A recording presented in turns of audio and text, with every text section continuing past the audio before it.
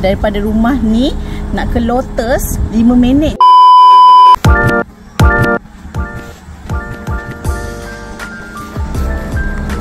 Tada! Hari ni panas sikit, terpaksa nyuruh kat pokok. So kat mana destinasi hari ni Cik Yam? Cik Yam berada dekat Rincing. Daripada rumah ni nak ke Lotus 5 minit je. Keluar traffic light dah nampak Lotus. Siapa yang suka shopping, jalan jadi mall lah, ni rumah ni dah sangat sesuai. Sebab apa? Depan padang. Nampak padang?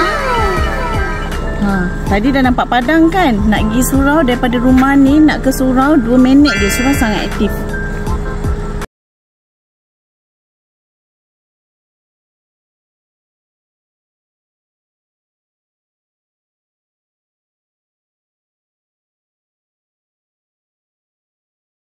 Seorang tua ke tak boleh nak naik atas, kat bawah tu boleh buat bilik untuk parents. Dapur dah renovation. Rumah ni fully renovation daripada depan sampai belakang. Masuk bawa badan, bawa bini je.